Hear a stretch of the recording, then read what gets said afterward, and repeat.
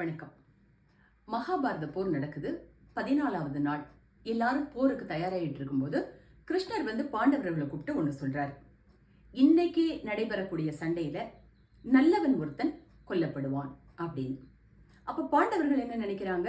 தர்மன் செத்து போயிடுவான் போல, ஏன்னா இருக்கிறதுல ரொம்ப நல்லவன் தர்மன் அப்படின்னு நினைக்கிறாங்க. ரொம்ப கவலைப்படுறாங்க. போருக்கும் போயாச்சு.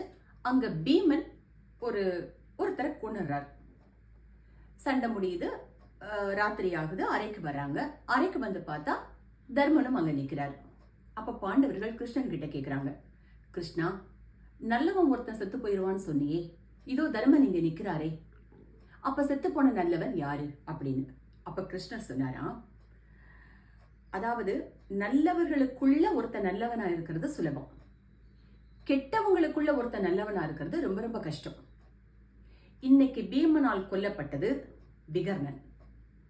அதாவது அவர் துரியோதனனோட தம்பிகள்ல ஒருத்தர். ரொம்ப ரொம்ப நல்லவன். அநீதிக்கு எதிராக முதல் குரல் அவரோட குரலா தான் இருக்கும். திரௌபதிக்கு அவமானம் ஏற்படும் போது கூட முதல் குரல் கொடுத்தது விகர்ணன் தான். அந்த அளவுக்கு அவன் நல்லவன் அப்படின்னு கிருஷ்ணர் சொல்றாரு. எல்லாரும் விகர்ணனோட நல்ல குணத்தை நினைச்சு ரொம்ப வருத்தப்பட்டாங்களாம். ஒருத்தர் நல்லவனா இருக்கிறதுக்கு எங்க இருக்கிறோம், யாரை சுத்தி இருக்கிறோங்கிறது முக்கியம் இல்லை.